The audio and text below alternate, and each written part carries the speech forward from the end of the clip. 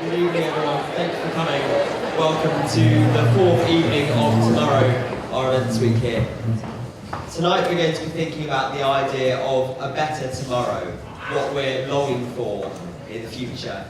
Whether that's just something in the university, whether it's the first that we're going for, or a relationship, or even just a solid 8 hours sleep, we're all longing for something. And tonight we've got Michael to talk to us. He's going to talk for about 3 or 4 hours on this topic tomorrow. And he's been with us all week. Michael was born in the Middle East and he travels all around the world giving these kind of talks. And now he's based in the far-flung land of Oxford. And he's going to come and talk to us on this. But first he's going to give an interview with a man named Hassan. Hassan is from Nigeria, and back home there he has been involved in the struggle for peace against Boko Haram, the extremist group.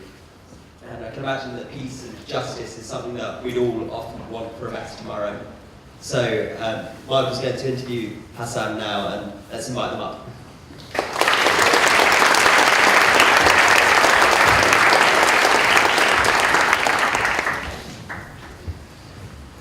Well, it's great to be with you guys again, and Hassan, thank you for flying over from Jos in Nigeria to be with us. I know it's a long journey. I'm wondering, why don't you start by sharing with us, you carry quite a few different job titles, and you're involved in different things, so just share a little bit of what are the different things you're involved in and what they are. Okay, so let me start from, I don't know where to start from. So I pastor a church. I teach at the seminary in Jos. I also work as a journalist, actually the editor of Global Christian News, West Africa editor. I also have a bounty on my head with this company. Yes. as part of my job. So is Hassan's microphone turned on? Or is it just me? Okay, so let me double check on this gadgets. They're just too complicated for me. This is, oh no, it is on. Oh, it says mute. Just how about that? How do we make it work? There should be a switch on top saying mute. Yeah, how about now? Okay. Does that work now? Yeah. Okay, sorry. You see, he's also a producer for CNN, that's why he has no idea how this works. Yeah, that's right. So I have worked with CNN from 2008, effectively 2010, when we went into Chibok to get the news, to break the news of the abduction of the Chibok girls. Yeah. So just share a little bit about this. Some of you maybe will be able to remember this story went global about this abduction of these 276 girls in a small town just north of Jos. So just explain this, tell us a bit about that story and your involvement in it. Okay, so April 14, 2014, the Boko Haram Islamic sect, they have devastated that region since 2010 effectively. So by 2014, they got into this girls' secondary school that's predominantly girls, abducted. Officially, it's 276, but we know they are a little above 300 because there are those that were not on record that night in the roll call. But my government then denied that the girls were abducted. We tried to contact the military and they said nothing like that happened. But we have had parents who are calling to say their girls have disappeared. So reporting for CNN at that time, we decided we needed to go right in there and get that story out. To cut the long story short, we had an accident on the way. One of the vehicles somersaulted. Had to pray and bribe our way right into Chibok. So you basically smuggled yourself in? We did. Unfortunately, the army came afterwards, soon after we broke the story, to say they felt it was a disgrace to the Nigerian government. But anyway, the story came out, and eventually the Bring Back Our Girls campaign then started after we were able to prove that girls were abducted. Yeah. So your motivation for taking the CNN team in there was for the world to help see that, look, this is actually what is going on, even though it's been denied. Precisely. The thing is, we had a war that was going on for so long. We have had communities that were devastated. The UN says 200,000 people have been killed, but we know the number is double that amount. We have more than 3 million refugees scattered all over the place. And yet we still have the government that was, just playing politics with the whole thing. So we thought it was our responsibility to speak for those families that were going under this pressure every day. Yeah. And now, I mean, you're talking about the devastation, the bloodshed. It's obviously very difficult to live in a part of the world where you're seeing, especially so many innocent people in that way, unable to respond. So that must also have been a struggle for you. Yeah. So share us a little bit about how you felt about what's going on and how initially how you wanted to respond to it and what happened to make you change. Yeah, so being a reporter, I had seen, I think by 2015, I had covered and reported on about 96 different attacks in different communities around in northern Nigeria. I've come to villages where, particularly this village called Dogunahawa, where 500 people were butchered overnight. I was just coming into this village and there were bodies all over the place, blood, some people were just dying as I was getting there. It was so frustrating, there was nothing much I could do. I came back home. We have had, again, shortly after that, churches were bombed by suicide bombers. They were either by cars or they would send these little girls from 8-year to about 12-year-old girls saddled with suicide vests, and the handlers would be somewhere there and would detonate the bomb. So it was so frustrating for me consistently, and I was still also the pastor of a church. So, I thought at one time, I said, look, we've done everything we needed to do. The government was not responsive as it should, because they claimed that terrorism was something that they couldn't contain. So we thought, well, we needed to do something about it. And I discussed with one of the elders in my church, and he said, you know what, Pastor, if we could get an AK-47, that would work. And I thought it was a brilliant idea. So at this point, you're thinking, let's get a machine gun. Oh yeah. And we can solve, or at least push back. At least push back. If we saw a suspicious character running towards the church and we thought it was a suicide bomber, he was an ex-military officer, so he could bring the person down. Yeah. So yeah, I contacted somebody I knew who was gun running and priced how much it would cost to get an AK-47. And at that time... Just out of interest, how much is that? That would have been about £1,200 Wow. for each piece. That's outside the rounds. And I discussed with him, I said, look, I can't come up with this money immediately. He says, look, don't worry, just get the money, I'll give you, I'll just throw in some extra rounds for you as, as part of free. For free, yes. Yeah. So anyway, I come home, sat down in front of the church. I was really wondering what to do because I was my mind was so tuned on getting this gun. And as I was contemplating this, there was this little girl that comes, now in Nigeria you have little girls hawking peanuts in trays. So I called this girl, I was 7 years old, and asked her why she was not in school. And she said her parents couldn't pay her fees. And I said, well, you go tell your mother, if she'll let me, I'll pay your fees. And the girl starts walking away. Now, let me put this in a little context. The thing is, this crisis was so bad that it is just a street that separates where I stayed, a Christian community and a Muslim community. And a couple of weeks before then, there had been this fight and there were killings in between. Yeah. So it was unthinkable for either a Muslim to come across that road or for a Christian to go into that community. And so there's this little girl. I started following her to talk to her mother. I assumed she was Christian. Yeah. So as she started walking and she started heading towards this Muslim community, I said to myself, this is not good. This is certainly not good. But anyway, I was there working with this little girl. She has seen me as a pastor, but at least I told her so. And I didn't want to be lying to a little girl. So I mustered all the courage and walked right into the community. But anyway, to cut the long story short, with this girl, I spoke to her mother. Eventually she agreed. And then she called the imam with the community and introduced me as the pastor because their father was killed in the crisis. He had 4 wives and about, I think, 6 other children, but they were not doing anything to help the family. So I called the mother and asked what I could do to help. And she said, well, whatever it was, I could. So, it dawned on me that if this sweet, poor little woman would not be able to feed her children, perhaps there were others too that couldn't help, were not able to feed their children. So I asked her to call a few of her friends. I would get somebody from my church and perhaps just teach them some little skills. And she agreed. So first Saturday, 15 women turned up. Second Saturday, 86 women turned up.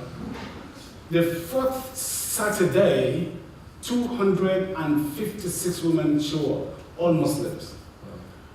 Then all of them have children that were not going to school, and there were 146 children in all. And I called my bishop and I said, I'm in trouble. Something has to happen. But anyway, fast forward 1.5 years down the line, I had this wonderful relationship with this Muslim community. But you didn't buy the gun at that point then? I didn't. I actually forgot about the gun. Yeah. Completely. Because I now went into this, you see the love, you see the relationship. It completely turned my entire thinking of the Muslim community completely upside down on its head. And a year and a half later, I was in church Sunday morning and there was this siren all over the place. And there was a little confusion. So immediately after church service, the imam comes towards my church and he says, Hassan, I'm so sorry about what has happened. I said, what's going on? He says, I'm just to apologize that we have nothing to do with it. I said, what are you talking about? Incidentally, there was a suicide bomber coming towards the church during Sunday service. So they noticed, Muslims, they noticed that this young man was coming towards the church and they alerted the police. So all this siren was an anti-bomb squad that came, so they took the device away. And he said to me, he said, Hassan, I swear to you, as long as we live in this community, we will protect your church. Nothing will happen to your church. And please feel free to come into our community any day, any time. This was what I wanted to solve with an AK-47. Yeah. But it's a complete turnaround. So today, actually, when I came to Cardiff, Cambridge, day before yesterday, one of the women called me. One of the women called me and she says, Pastor, we've not heard you. Are you in town? We've not heard from you in a couple of days. I said, no, I'm out of town, but I'll come and see you. So when they give birth, they call me to pray for them. If any of them is ill, they call me and they say, such Aisha or Amina or whatever, please could you come? And it's just been a beautiful working relationship with this community. Yeah. And so you found a way to respond with love and overcome your own Absolutely, absolutely, Yeah. absolutely. I invited them to my church Christmas of 2014. They came in to the church, and I insisted the imams, one of them is from the Shiite Muslim community, the other one is Sunni. They came into the church just to greet the congregation, and we've built this wonderful relationship with them. Yeah. Now, you're also involved, though sometimes you cross over into the other side, I know sometimes to try to rescue people. Yeah. So just give us a little bit of what that entails and what you've done. I know you have a very good friend, almost like a brother, Justice. Yes. They both came together. They spent a year with us in Oxford, Yeah. Which was how we got to know both of you. Yeah. But just tell us just a little bit about that, about also some of the other work you feel called to do. So, Maiduguri is the area where Boko Haram is most active, and there has been so much kidnapping, forced marriages, and so this girl was about 12 or 13 years old. So somebody called to say they can't find the girl, and eventually after about 2 or 3 days of investigation, we found out that she's now kept as a slave in the home of some other very prominent Nigerian, for that matter. So we did all we could. We got the police involved, and the police were not interested. Actually, the first thing they said, well, the girl has become a Muslim, so she has the right to choose who she wants to marry. We said, no, she's a Christian, but at least let's speak to the girl. So, but that didn't happen. So I got a female friend, and I said, look, go into this house, go in as if you've just come to just carry some provisions, some bread, some milk, and just go as if you've come to see the new bride. And whatever happens, you need to bring that girl out. So we stationed some young men not too far from the house. So she went in, spent about an hour and a half, had some chat with the girl, and she said, I'm leaving now, could you just see me off? And she greeted the house. So it was in the process of seeing how now the houses are also clustered together. You come out of the house and it is just a bend into the next street. But we had young men waiting there. So as soon as she came out, we took her away from the home. Actually, we kidnapped her. Took her completely out of the town and brought her all the way right into Jos. So now I called Justice and I said, look, Justice, I have an issue. This girl is being used as a sex slave. We needed to get her out. We can't leave her in the city. That would be very dangerous for her. But we needed to give her a shelter. So Justice says, look, bring this girl. But I said to him, it's a woman that was into a forceful marriage. So Justice came, looks at her, and he was so shocked that she's just 13 years old. But she's doing wonderfully now. She's so happy. She feels so glad that she has, another life. I mean, she's been given another lease of life. So when Gideon brought her out and Justice, this other Anglican vicar, saw her, he, instead of taking her to a camp, which was the plan, rang his wife, and she's now been adopted by them. That's right. She's fallen very much in love with them and then with her to give her this new start in life. That's right. Now, when we hear these stories, we ask, one, are you very brave? Are you just unusually brave? And I guess the other thing, too, is the expectation in our day and age would be, if you've experienced all of this injustice, that there should be a bitterness within you, in a sense, back. So just talk us a little bit through that dynamic. Why not bitterness? And why risk your life doing all of these things? I think for me, there's just only one thing that stands out. That is simply that it is this love of Jesus Christ that has been in my heart right from day one. It's this. I have this strong conviction that you cannot meet Jesus. You cannot come to that cross and your life is not transformed. It's not possible. You cannot meet the God, the Jesus Christ that we speak about every day, and an encounter with him completely transforms your life. And it has happened to me again and again. We don't have time to go through my history. I was born, my parents really didn't give me a chance. I was born prematurely. I actually thought I would be dead. I've been shot at. I've seen God's protection and his grace. Actually shot at twice. I'm still alive here today. I've gone through series of incidences and events in my life to be so confident that God is there and is real. But more importantly is I've seen the transformation in the lives of so many other people around me. So am I brave? No, I'm not. I get so scared sometimes that I really wonder. I talk to myself as I walk and I say, Hassan, are you crazy? And I say, yes, I am crazy. and I keep going. But I think it's this knowing that Jesus has the power to transform any life and every society. I think that's what keeps me going. And we've seen that a lot in Maiduguri. I've been to camps of displaced persons that some camps have 30,000, 15,000, maybe 50,000 people. 50,000? People in the camp, yes. Wow. And you go there, it just looks like an impossible situation. But by the time you begin to talk with people, you begin to show them the God of love in spite of the injustices around us.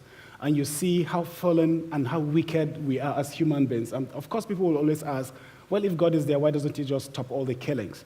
No, but there are repercussions. There are implications to the questions you are asking. If you say God must stop the killings, then he has to stop us from thinking evil. Because we start thinking evil before we go into that. And if you say God also must stop us from thinking evil, then you'll have to delete in all our brains anything that makes us think that way. In other words, we no longer become human beings. But because we have the will, but we've taken this again and again and again into the camps, and people now begin to see that while there is the evil in the world in our communities, but there is also the transforming power of God in those communities. So we've been building communities now and societies where people now begin to relate with one another. They begin to help one another. They begin to build each other and respect one another. Now I'm working with 150 pastors in Maiduguri. And the good thing is we're planning by March we are going to organize a group of people that are going right into those communities controlled by Boko Haram, because we believe that those young Muslim men and women that are in there have not been given the opportunity to hear the gospel of Jesus Christ, and we thought, give them a chance to hear, let them make up their minds, whether they want to go radical or want to accept the love of Christ. So we'll also be doing that. Yeah. Yeah. Yeah. Hassan, look, we really appreciate it. Hassan agreed to come over specifically to be part of this week and talk with people, so he will be here this evening, more than happy to talk to any of you if you have any further questions for him. But why don't we thank Hassan for just sharing something of his story with us. And thank you, Hassan, for Thank you so much. being with us. Okay, thank you.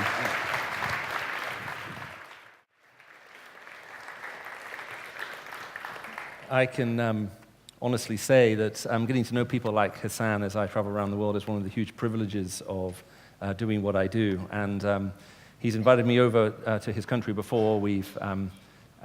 So we've had the joy of meeting and speaking right across all of these kinds of diverse communities, listening to questions and then trying to do our very best as graciously as possible to start a dialogue. And it's something that we seem to have forgotten in our contemporary world about what it truly means to be disagreeing with someone but not become disagreeable in the process. And so the need then to actually model a different way of responding, especially in a world that's now filled with so much conflict, is increasingly important.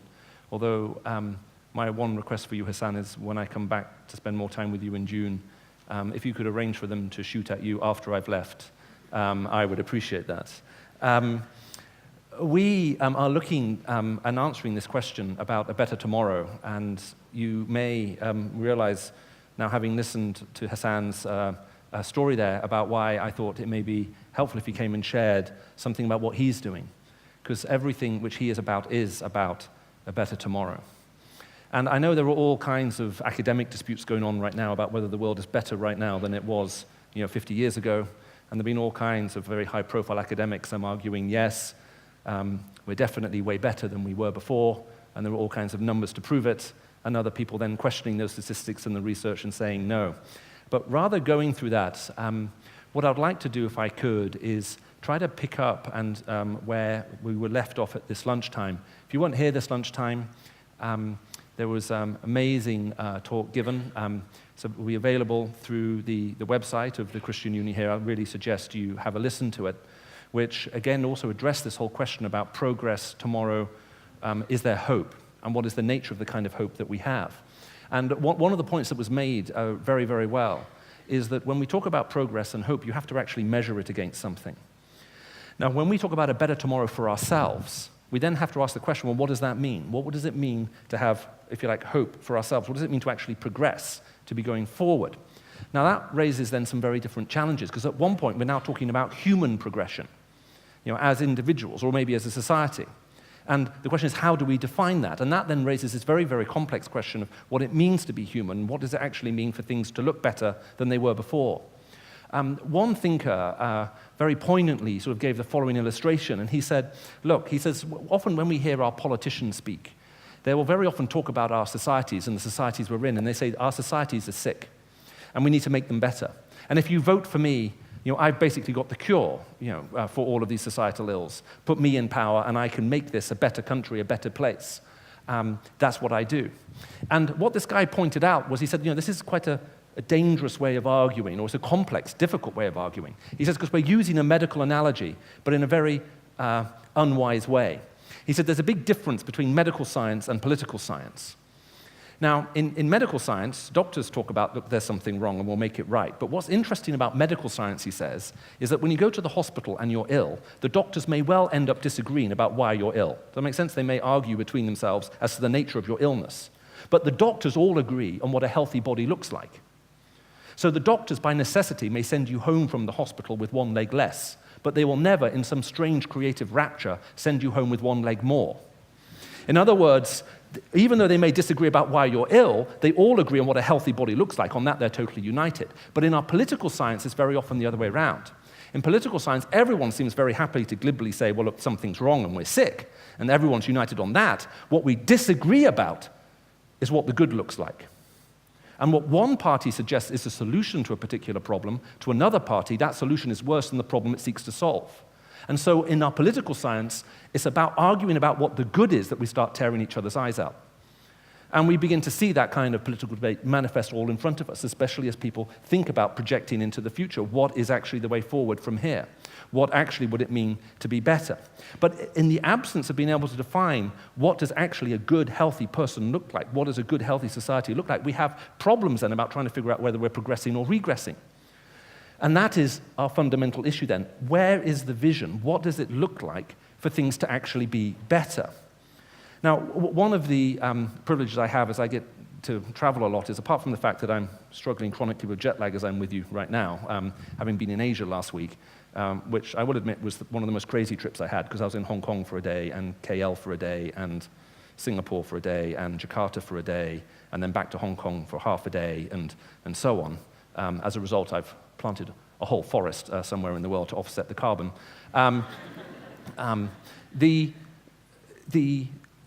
What never ceases to amaze me is when I have the privilege of speaking with political leadership, and over the last 2 years I've had the privilege of meeting political leaders in both the East and the West, and also in the Northern Hemisphere and the Southern Hemisphere. The thing that intrigues me the most is that every time I've had the opportunity to speak either with a president or a prime minister or a cabinet, they have all independently asked me to address the same subject for them. They've all asked me to speak to the same issue. They've all asked me to answer the same question.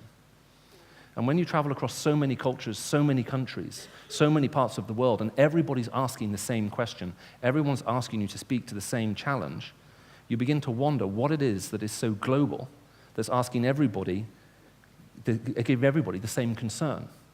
And the question that I've been asked to address again and again and again is to do with reconciliation. Is it actually possible to bring about peace and reconciliation within a community?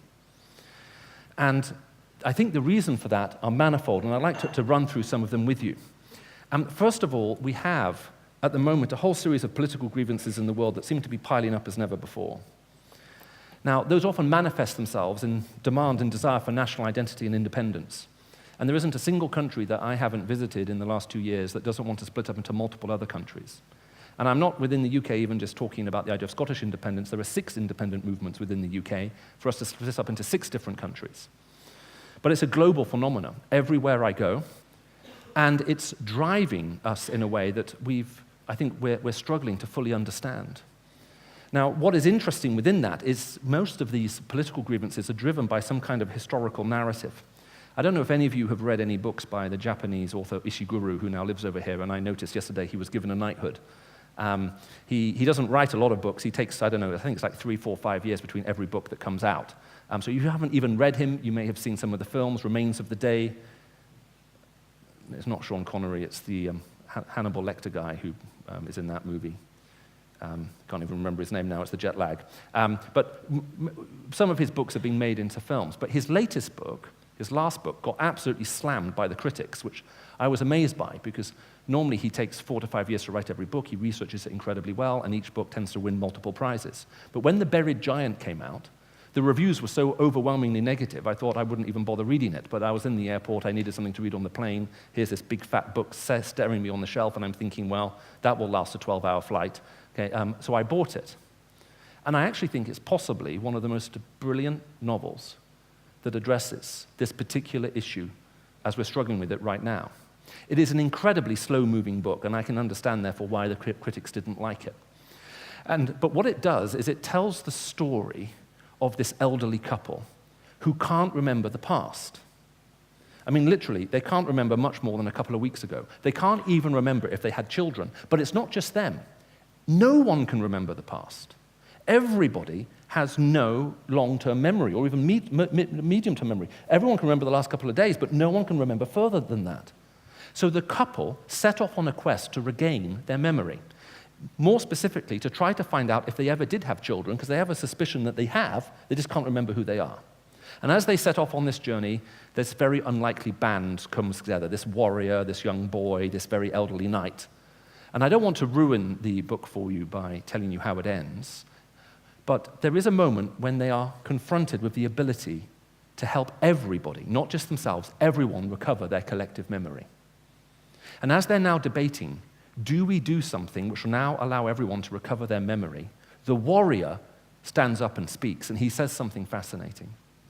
He says, if you allow everyone to recover the past, quick-tongued men will make ancient grievance rhyme with current complaint, and the result will be war and mayhem. If you allow people to recover the historical grievances they faced, quick-tongued men will come along and make historical grievance rhyme with current complaint, and the result will be war and mayhem. And in this book, he has an incredible, I think, political allegory about what seems to be happening in so many parts of the world. And it's why I think so many world leaders right now are asking this question about reconciliation. Can we bring about peace and a united force within our culture? Now, there are other things which are driving us as well. We have a huge number of economic challenges as well. And I don't want to unpack all of this for you. It'll just take way too much time. But there's this amazing book that was written a couple of years ago, quite controversial, called Capital by a French economist called Thomas Piketty. And it's one of those books that you should buy even if you're never going to read it. It's huge, it's enormous, it's available in hardback, it looks seriously impressive. Even if you don't read it, people will be impressed just to see it on your bookshelf. You can use it for home defense, it really is that big and that heavy, and when you die, you'll be able to be buried in it. So it has all kinds of very, multiple uses. But the basic line of argument he is developing in his book is that the rate of return on capital in our world has far outstripped the rate of return of income. Now, I don't want to unpack all of that for you, but the heart of it is this. What does that mean? It basically means that if you're about my age right now, sort of late 30s, and you have kids who are pushing up towards 20, maths doesn't work, does it? But anyway, you understand what I'm saying. If you have kids who are now at university, the number one question you find yourself asking yourself is, will my children ever be able to afford their own home even if they get a really good job? One of the highest paid jobs in the city of Oxford you could possibly get would be to be with the most senior consultant at the John Radcliffe Hospital, the JR. And the simple truth is, even if you landed that job in Oxford, having had a brilliant, obviously, Cambridge medical education, you still wouldn't be able to afford to buy a small family home in Oxford. And so people increasingly feel priced out of the political economy they're in. And then we overlay all kinds of, again, historical grievances and all kinds of reasons to explain that. But we have a series of economic challenges which are causing a huge amount of anxiety in this world. As a matter of fact, I spent some time recently, I was meant to have a short meeting, it turned out to be a very long meeting with someone who, it would just be inappropriate to name, but the organization they work for is worth trillions, and the amount of investment dollars they control is counted in tens of trillions. In other words, they actually oversee the management of a significant part of the entire global economy. And I remember sitting down with the number 2 in this institution, and I asked him the question, do you have any hope? I said, what do you think the future looks like?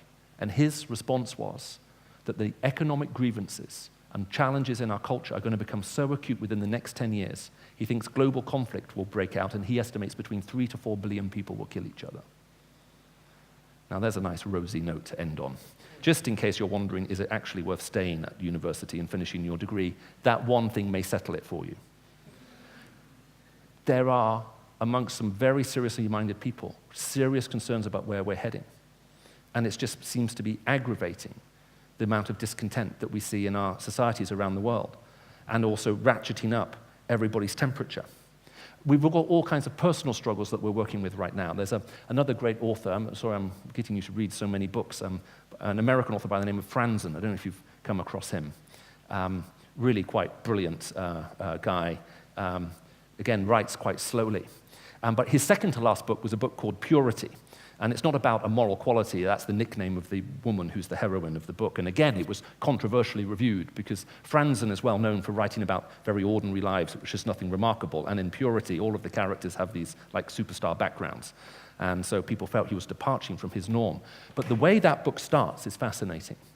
This young woman, Purity, she's in a cafe and she's serving coffee, and a guy walks in and she really likes him. And she starts up a brief conversation with him and very quickly starts thinking about a relationship with him.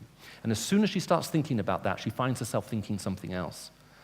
And she says in the back of her mind, she asks herself the question, dare I risk the intimacy of friendship with this guy, or shall I retreat into the relative safety of casual sex? Isn't that a fascinating question? You see what she's saying? I'm looking for intimacy. I need friendship, but I could get hurt. And I'm so sure I'm going to get hurt. Maybe I should just reduce this into the physical. And Ramsden there shows something, that he's aware of something that most of us have forgotten, which is there is a massive difference in this world between being physically intimate with somebody and relationally intimate. We can have as much physical intimacy in this life as we can possibly physically cope with and still be incredibly lonely, because they're not the same thing. Relational intimacy takes things to a whole other level, but it also exposes us at a vulnerability that we're not sure we want to expose ourselves to anymore, and the result is incredible loneliness. Which is why we see everybody living their lives online and feeling very lonely. As a matter of fact, the government in this country recently appointed a minister for loneliness. And tragically, they only appointed one, which seems, by definition, to be problematic. But I was listening to a rap song recently. As you can tell from the way I dress, I'm very much into rap music. And, I mean, these were just 2 lines taken out, but I thought he said so much. The love is fake, the pain is real. I have so many scars I cannot heal. And the more and more you listen to the cries of the heart that are coming out through so much of our contemporary music at the moment, that's exactly how we feel. And so we see at multiple levels, in multiple ways, we're struggling with multiple things, which is why I think so many leaders in so many different contexts, in so many different cultural contexts, are asking this, because you start piling all of these things in together and you can see why people start to get angry with each other. Now, what Pete picked up on very brilliantly this morning was, I think this often feeds into a sense of nostalgia, and I'm not going to repeat anything which he said because it was said so well, but have a look at it. But one contemporary thinker recently said, I don't know if it's possible to feel nostalgia for a place that never existed, but I think I do. In other words, I'm looking for something which I think was never even there, and I feel like I've lost it. I'm nostalgic. And that tends to be what happens very often when we feel so disorientated by the present and we're unsure about the future, is that we then reach back into the past. But there's one other big cultural driving force that we're struggling with right now, and it's changed so much. Classically, when we would analyze cultures, we would very often talk about honor-based cultures, which is the kind of culture I was raised in as a child, and we'll contrast them with what we call dignity-based cultures.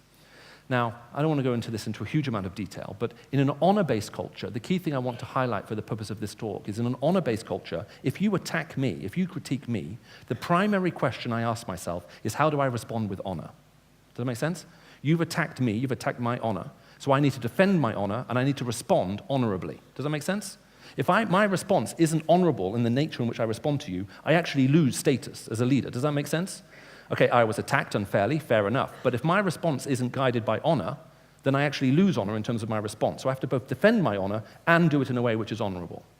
And that becomes one of the primary driving paradigms when you're dealing with criticism or attack. Now, you contrast that with dignity-based cultures. Now, in honor-based cultures, if you're attacked, you respond publicly. Does that make sense? Someone's publicly assaulted your honor, you publicly defend your honor. In Europe, when we had more of an honor-based culture, someone would come, take off their white glove, slap you in the face, and the next morning it's pistols at dawn, 10 paces, dum, dum, dum, dum, turn, bang, okay? Some of you were smiling at that. I can see you want to return to that kind of thing. But I'm not advocating that, by the way. I'm just saying that that's the way some cultures can operate. Now, we would contrast those with dignity-based cultures. Now, in a dignity-based culture, it's really quite different. In an honor-based culture, I earn respect from you in terms of how I respond to critique by the way I act. In a dignity-based culture, the narrative is slightly different. In a dignity-based culture, I say, look, you should automatically respect me because of who I am. And the most important thing in my mind and heart, if you attack me, is how do I respond with dignity? What's a dignified response to you attacking me? And a dignified response may be to say nothing publicly at all. You publicly come after me, I say nothing. And maybe I quietly take you aside, sit down, talk with you about the issue, resolve it between the two of us, come out and say, everything's okay now, let's move on. And that's a dignified response. Does that make sense? That seems responding with dignity. And I would be respected, I'd be esteemed, people would look up to me for responding in that kind of way. If I responded in an undignified manner, which some people seem to enjoy doing these days, then I actually lose respect and standing. Now, interestingly, in the West, we have had elements of both the honor and dignity paradigm all mixed together. In the East, if you're from that part of the world, the honor paradigm historically has been much stronger, and you can even see that in movies like Ip Man. And if you haven't seen Ip Man, anyone here seen Ip Man? There are now 2, 3, 4 of them. Well, that is very much an honor-based culture. But we're increasingly now talking about what we would label, and I don't like the label, the label comes from psychology, so just bear with me for a little, but what we call victim-based cultures. Now, what unites an honor-based culture and a dignity-based culture together is, well, more than two things, but at least these two things. Number one, if you critique me, attack me, I don't go crying off to someone else to sort out my problems. Does that make sense? That's not honorable. That's not dignified. You came after me, I respond. Make sense? You attack Ip Man comes after you. If you haven't seen these movies, I can already see some of you thinking, what is this movie? Anyway, I'm not here to push movies. So the other thing that unites them together is that you never maximize your grievances. Does that make sense?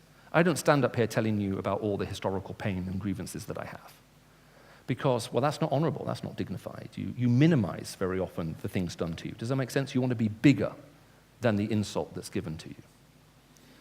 But in a victim-based culture, the narrative very quickly becomes this.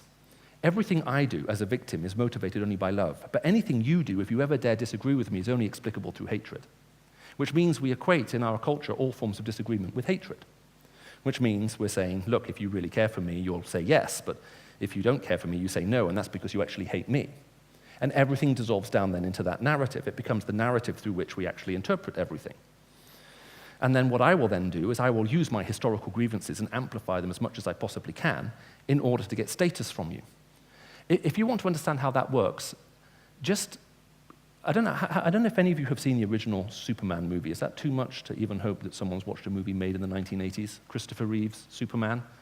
Any of you seen this? The guy who wears his underpants on the outside of his leotard, big S on his chest. Well, if you've seen that movie, let me ask you a question. What were Superman's weaknesses in the original movies? Well, if you've seen them, the answer is, apart from kryptonite, nothing. Morally, perfect. Rationally, perfect. Physically, perfect. Emotionally, perfect. He reminds me of me in so many ways. That's why he's a superhero. Does that make sense? That's why he's perfect.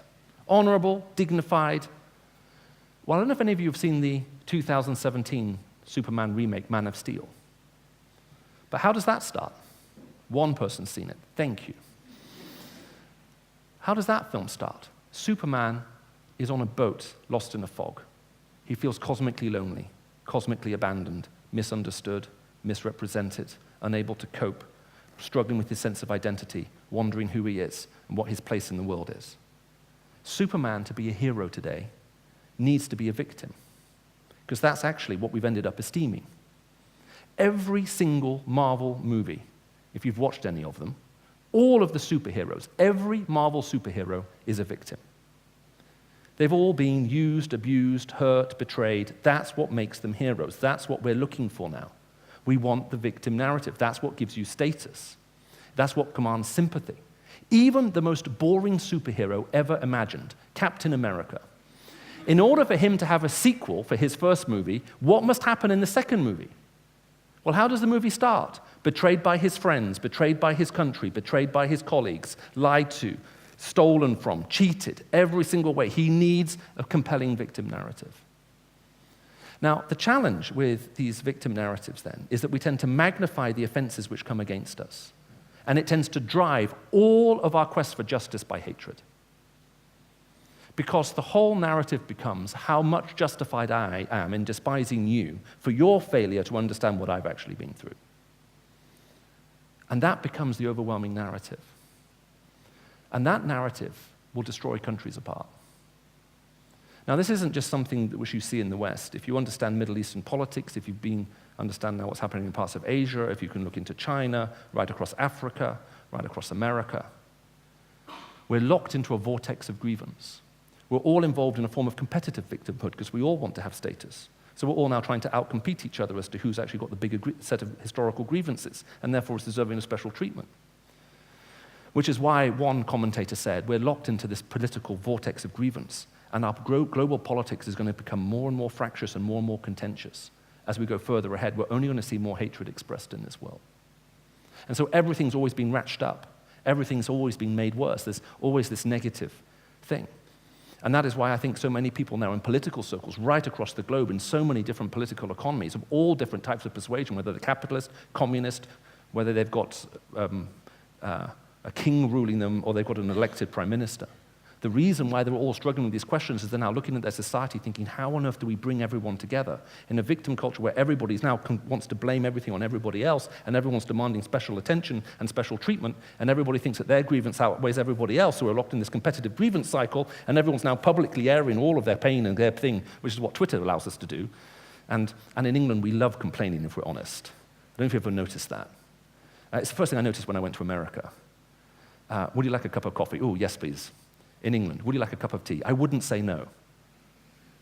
I mean, why use a double negative? Anyway, there was a story told at Oxford. There's a course which is run, to help people with, understanding English culture, and it's just like a 1-hour thing for students who weren't raised in the country. And there's a story told that the professor who was giving that talk one year was explaining that in England we use double negatives to create a positive, and we like having double negatives, and they need to understand, because in most other cultures, if you use a double negative, it means definitely no, whereas obviously I wouldn't say no means yes. And they said, so these double negatives, they can be positive, but the important thing to remember is you can never use a double positive to become a negative, and one of the students said, yeah. So we find ourselves locked up in this, and the question is, what could possibly change that? Now, here's one of the amazing things that you see are coming out of the life of Christ. And if I've set this up properly, as a matter of fact, if I read this to you, I'm probably not even going to have to necessarily explain its significance. But Jesus Christ was arrested, put on trial. And after his trial, you read the result, the outcome of what happened. You'll find it on page 74 of this little Gospel of Luke. And it's really quite remarkable. So after this trial, about halfway down the page where it says little number 13, we read what happens next. Pilate, who'd been in part of this trying of Jesus Christ, accusing him of things of which he's not guilty. It says, Pilate called together the chief priests, the rulers, and the people, and he said to them, you brought me this man, Jesus, as one who's inciting the people to rebellion. I've examined him in your presence and have found no fault for your charges against him. Neither has Herod, for he sent him back to us, as you can see. He has done nothing to deserve death. Therefore, let me just punish him, and I'll release him. But the whole crowd shouted, away with this man, away with Jesus. Release Barabbas to us. Barabbas had been thrown into prison for insurrection and for murder. So this guy was guilty. Wanting to release Jesus, Pilate appealed to them again, but they kept shouting, crucify him, crucify him. For the third time he spoke to them, why? What crime has this man committed? I have found no fault in him for deserving death. Therefore I will have him punished and release him. But with loud shouts they insistently demanded that he be crucified. This is talking about Jesus, that Jesus be crucified. And their shouts prevailed. So Pilate decided to grant their demand. And this is the incredible thing about mob justice, and one of the dangerous things about victim culture, is that people get very angry. We become so blinded by our anger, we think that by giving vent to it, we can somehow bring about something which is right. It's a very difficult and dangerous thing to buy into. Historically, it's what's led us into war. So Pilate gave in to their demand. He released the man who'd been thrown into prison for insurrection and murder, and the one they asked for, and then surrendered Jesus to their will. And then jumping down now to like the last third of page 75, where it says number 32, it says 2 other men, both criminals, were also led out with him, again talking about Jesus, also led out with Jesus to be executed. When they came to the place called the Skull, they crucified him there, along with the criminals, one on his right and one on his left. And Jesus said, Father, forgive them, for they do not know what they are doing. This is incredible. Jesus Christ comes into this world. God literally steps into this world, perfect, without sin, without fault. He's done nothing wrong. 2 judges look at him and say, this man has done nothing wrong. All these charges are bringing against him, they're false, there's nothing in them. We will release him. But people are so driven by anger and hatred at things they think that he may have said or whatever, they demand he be crucified. And so now, the most innocent person in the world is going to now be crucified publicly on a cross. And they nailed him to this wood, and then they would have pulled it upright and plonked it into the ground. And it's going to be death by suffocation, because that's how crucifixion works. You, with the nails through your hands and your feet, what happens is eventually your muscles begin to collapse, and you can breathe in, but to breathe out, you have to push up. Well, that's why you'll read in some of the gospel accounts that if they want to accelerate the process by crucifixion, when you're killing someone, they break your legs. Because when you've broken your legs, you can't push up anymore. Does that make sense? You'll be dead shortly after. And with all of this going on, what does Jesus cry? For some form of revenge? For some kind of payback?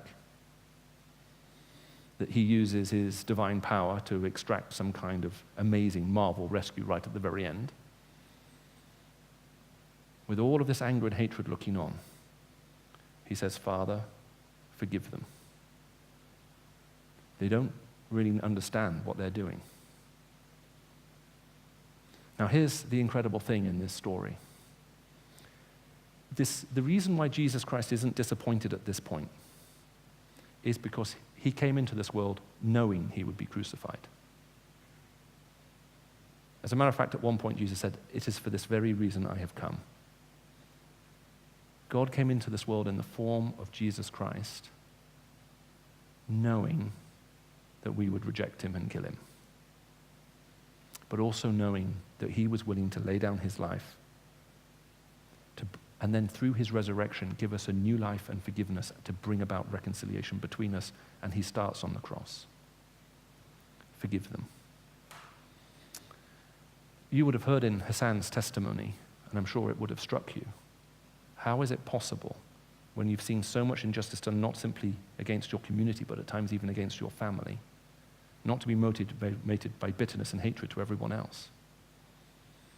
And the answer is when you have been forgiven that much yourself by God himself, and when you see how Jesus lived, you can't help but respond differently, as Hassan was saying. You can't meet Jesus Christ and be the same. When you encounter him, when you become a Christian and give your heart to him, he completely changes you. And forgiveness is the only way to break the destructive cycle of any form of victim culture. It's the only thing that ends the cycle of hatred and pain. And it brings about a total transformation. Hassan's boss is a man by the name of Ben, a man I've come to love and respect immensely. For many years he was Archbishop of Jos, the northern diocese of Nigeria. If you don't know what an archbishop is, it's, I guess, someone who's achieved a higher ecclesiastical rank in the church than Christ did when he was on earth. So he was sort of fairly senior. And he and his wife have known all kinds of difficulty. They live in a very difficult part of the world. Ben tells the story how he once went on holiday. Well, not holiday, he went on a conference for a couple of weeks to speak overseas. When he came home, there were, I can't remember, I think maybe 12, 14 children sitting around his dinner table, which wasn't at all unusual because they fed a lot of kids. But it was getting dark, and they live, as you hear, in a very difficult part of the world. So as it was getting dark, he said to his wife, "You need to send the kids home because it's getting dark, and it's not safe for them to travel when it's dark, so send them home now." And Gloria, Ben's wife, looked at Ben and said, "Ben, they are home." And he said, "What do you mean?" And she said, "Ben, they had nowhere to go. They would have died, so I've adopted them. These are our children, so they are home." And I think after the children were put to bed that night, they had one of those conversations that married couples sometimes have when one feels the other one made a big decision without consulting them properly. Well, a couple of months later, he was invited on another overseas conference to speak, and he came back 10 days later, and now there are 32 children sitting around the dinner table, and he looks at his wife and says, "Gloria, what have you done?" She said, "Ben, they had nowhere to go. So we've adopted them. These are our kids." They had, I understand, a very forthright conversation. But by the time she'd adopted 62 kids, Ben started saying, "Gloria, we can't keep doing this." And so they did stop adopting kids. They're looking after another 500 that they've taken under their care. They just haven't adopted them. When Ben was on one of his trips, he was actually over here in England, his flight got delayed and cancelled, and Boko Haram broke into his house. They'd come to kill him, and they had intelligence, which was correct. He should have been home. But because his flight had been cancelled, he was now running one day late, so he wasn't home. So when his wife explained that Ben wasn't home, they didn't believe her. They thought that she was lying. So they beat her and raped her and then put a gun in her mouth, and when she insisted, they just pulled the trigger. So Ben returned home the next day to find his unconscious wife on the floor, and she's now in hospital. And the question is, will she survive or not? Now, there are a couple of perks that come when you've got an archbishopric, one of which is you get to know the Queen. And so when the Queen of England found out what happened, the asylum was extended to them. We will grant you asylum in England. You can come home. You can come and live here in England. Make this your home. And when his wife came to, one of the first pieces of news that Ben shared with her was, well, they could now come and live in England. And her first response was, but Ben, who will look after all the children? Who will love them? You know, these are our people. We have to stay. And that's why they're still there. And that's why they're still caring for these kids. It seems an impossible task to forgive other people who've done terrible things until you actually encounter the forgiveness of God in your life. Because the simple truth is, even though we may not be prepared to acknowledge it, all of us have done things against God. We've rejected him, we've held him at bay. And God's been prepared to spare no expense in forgiving us. He loved us so much that his only son came into this world and freely laid down his life in order to rescue us out of the mess we're in. Some people, when they hear the Christian gospel, they say, I don't really like it, and I don't like this idea that somehow either I need to be forgiven or even that God might even ultimately at some point hold us accountable for our life and judge us. It seems very wrong. And the analogy which comes to mind is a bit like this. We didn't ask to be born into this world. We didn't create all of this mess around us. It's like we were plopped into this middle of this ocean of sin and we're drowning in it and we can't even swim. And we do our best to swim and we thrash around and then we drown and then God comes along and punishes us for drowning. I was actually talking to someone after the meeting last night and I gave this illustration and he went, that's exactly how I feel about what you Christians believe. But let me just change that analogy a bit. Imagine you find yourself in the middle of this roaring sea, of all of this bitterness, anger, sin, outrage, and you're drowning in it. And then God comes along and he holds out his hand and he says, take my hand and I'll pull you out. And you say, no, I'm responsible for my own life. If I get out, I'll do it myself. And God says, you can't swim, you're crazy. You're going to drown. Take my hand. I've come here for you. I would like to rescue and save you so you can be with me. Take my hand. And you say, nope. If I get out, it will all be down to me. I'll do it. And then, as he stands there with his hand outstretched, you drown. Now, does that change the picture at all? It's very interesting. Another one of the Gospels, Jesus Christ said, or it's written, for God so loved the world that he sent his only Son into this world, that anyone who believes in him should not perish but have eternal life. For God did not send his Son into the world to judge the world, but to save it. Anyone who doesn't believe in him stands condemned already. For anyone who does not believe stands condemned already. But then Jesus says something very interesting. He says, because you didn't accept God's one and only Son. In other words, we can be held accountable for refusing his rescue. At the cross, Jesus Christ broke the cycle of hatred that seems to be destroying so many of our societies around the world. It makes us possible, through that forgiveness, to find new life with him. And I'm wondering if you've ever received it. That's the offer that's extended to us through the gospel, to know that forgiveness from him, and then to try to become like him, which is why Jesus told his disciples, forgive as you have been forgiven. It brings incredible hope for the future. I remember once speaking in a country and someone said to me, Michael, you talked about our need to be forgiven, but I want to ask you a different question. He said, do you know how hard it is difficult to forgive yourself, let alone to forgive anyone else? I said, that's an amazing answer. It can be really hard to forgive ourselves. All of us can beat ourselves up at times about things that we've done wrong. I said, but if there's someone who knows everything about you and he's seen everything you've done, The forgiveness that God offers isn't incomplete. He knows everything about you. So when he says he's offering to forgive you, it's not because he's being deceived into thinking you're better than you are. He knows exactly what it's like. If he can forgive you, you can forgive yourself. And after 20 minutes, he said, you know what, that actually makes sense. His next question was amazing. He said to me, I'm a good person. Why do I need Jesus? And I said, well, for forgiveness. He said, yeah, I know about forgiveness, but I'm basically okay. I said, well, what was bothering you in question number 6? Because he'd written out 24 questions and we were working through his list. I said, question number 6 was, do you know how hard it is to forgive yourself? And after 20 minutes, he eventually went, yeah, okay, I admit it. There is a lot. I said, tell me what you're worried about in question number 6. What's the skeleton in your closet you don't want to share with me? Because he wouldn't tell me what was bothering him. But it took 20 minutes for him to realize he had 2 contradictory questions. Do you know how hard it is to forgive yourself, let alone anyone else? And then, I'm basically a good person. All of us, when we're honest, we know there's so much we need to be forgiven. If God forgives us, is how we find peace with ourselves. It's how we build real friendship, intimacy with other people. Intimacy between 2 people is destroyed when sin comes in, when you morally violate that relationship, and it creates loneliness. We desperately try to create an image around ourselves to be liked, but if people still don't know the real us, forgiveness is the way in which you find it. I'm going to be talking tomorrow about what it is that can drive economic and political transformation and change the landscape of a whole country. But forgiveness is right at the heart of it. Warring communities have to be reconciled one to another. There has to be a way to bring peace. And the peace that's won through us, through Jesus Christ, isn't something which we deserve. Jesus said, my peace I give you, peace I offer you. He literally says, I'm offering you peace as a gift. I can give it to you.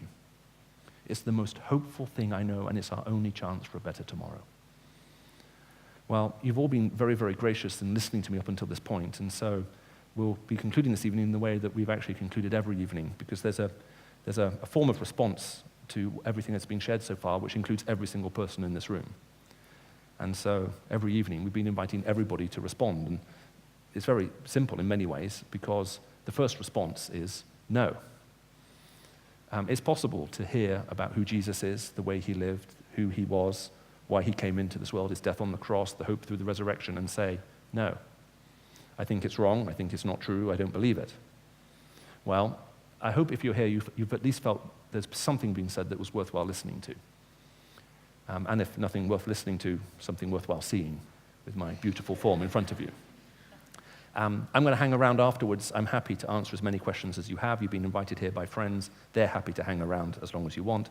Desserts and treats will come out to give you sugar levels to make sure that the conversations are as animated as they possibly can be. But thank you for coming. You've done a very gracious favor by giving us a hearing, and we really hope we can continue that dialogue, which leads into the second possible response, which is, okay, maybe if this is true, it would be amazing, but I'm just not sure. Well, that's the why this course, Where to From Here, that you heard about earlier, is being offered. It allows both people who say no and people who say, look, well, maybe, to continue that conversation. Sort of one evening a week over the next few weeks. And we would invite all of you. There are little cards, you'll see them lying on your table, little white cards, and if you're near a stack of them and other people aren't, maybe just pass a few around. And we'll invite everybody in the room to fill out one of those cards, either just to give some feedback on the back of it, like, what's the moisturizer that Michael Ramsden uses? Can you please put that on your website? Whatever it might be, or indeed some other kind of feedback. But you'll notice on the other side, there's the opportunity to leave behind your name and your contact number. And if you do that, what we will do, and you tick the Tell Me More box, is we'll do 2 things. Within 24 hours, someone will contact you and offer you a cup of coffee if you want to ask your question in person, and also let you know about the details about the course that will be running and how you can come along if that's what you want to do. There are a lot of people who've just taken this week out and taken their holiday off work or whatever to come and join with the Christian Union here, just to be available to talk and answer questions, people like Hassan. And if we can in any way answer the questions that you have, we're more than happy to give you the time and talk to you. The third response is yes. The third response is, I think this is true, and I know I need it. And if that's where you are, the way we respond in order to receive forgiveness that's offered, what you do is you say sorry. Sorry is the word you use to receive someone else's forgiveness. So we have a complex theological word to describe it. It's called repentance. When you repent, what you're saying is, I'm sorry. I'm wrong. I'm sorry for what I've done wrong. Repentance, saying sorry, isn't saying, I'm sorry if I hurt you. That's how most husbands end up apologizing to their wives. And it's not a real form of repentance. It's a form of regret. It's basically saying, I can see I've said something and you're no longer happy. And my life has just got a little bit worse than it was just a few moments ago. And now I'm feeling a bit sorry about it. So if I've hurt your feelings, then I'm really sorry. But it's not an admission at all. Does that make sense? It's basically saying, why are you so oversensitive? Stop crying. That's not an apology at all. That doesn't own anything. Real repentance, a real apology, just says, I'm sorry. That means I'm wrong. I shouldn't have done it. And the amazing thing is if the person you're apologizing to is willing to forgive, as you say sorry, you receive that forgiveness. And I don't know if you've ever known the incredible joy that comes when you're reunited with someone who's been estranged to you. It's incredible. It meets some of the deepest desires and needs in our heart. It's one of the most precious things you can possibly know. And the amazing thing is that Jesus didn't hang on the cross waiting for someone to say, I'm sorry. And then he said, okay, I forgive you. The amazing thing is Jesus is on the cross, and before anyone thinks they've done anything wrong, Jesus offers them forgiveness as a gift. And he offers us the same forgiveness. He offers forgiveness to us first. So we don't need to somehow get him to forgive us by admitting that we're wrong. He's already offering us forgiveness, and by saying sorry, we can receive it. And if that's where you are, I'm going to just offer a very simple prayer that literally just says, sorry to God. I'm sorry for my part in this. Please forgive me. I need to know this forgiveness and peace in my heart and this relationship with you that you've made possible through what you have done. And help me now to live differently in relationship to other people. Teach me what it is to forgive as I myself have been forgiven. And it's one of the most powerful, transforming things that can ever change the future that we all face. So I'd invite those of you who would like to just to briefly pray with me at this point and just repeat this prayer if you know that that needs to be your response this evening. Dear Father, we thank you that you know us and love us. But most of all, Jesus, we thank you that you came into this world. And even though you had done nothing wrong and were found innocent, you were willing to pay a price for us. Lord, we thank you, Lord, that you offered us forgiveness even before we thought of ever saying sorry. And as we see that gracious offer, we come before you this evening and we want to admit where we've gone wrong and for our part in the mess that we see. And Lord, we want to receive that forgiveness and that peace from you. Lord, we want to know that intimacy with you. Lord, will you teach us what it is to forgive others? Lord, help us to work for reconciliation in this world, starting where we are, and help us to follow you, whatever it may cost us, and wherever you may wish to send us. Amen. Well, if you prayed that tonight and you mean it, as you fill out the card, you'll also see there's another little box that says, count me in. And if you leave your name and address and you tick count me in, then what you're saying is, that's my decision tonight. That's what I'm deciding to do. And I'm saying yes to Jesus. We would love to be in contact with you again. If you tick that box, we'll be in contact with you again within 24 hours. We'd love to give you something to read. We'd love to talk about how we can help you from here. We'd love to see if there's any other way we can serve you. Apart from that, I'd just like to say once more, thank you so much for giving me a hearing. I want to congratulate all of the people lying on the floor who didn't fall asleep. That's remarkable. I wish I could listen to talks that way. You have a gift that I long to have. For the rest of you, I'd just like to share one last piece of wisdom before I leave.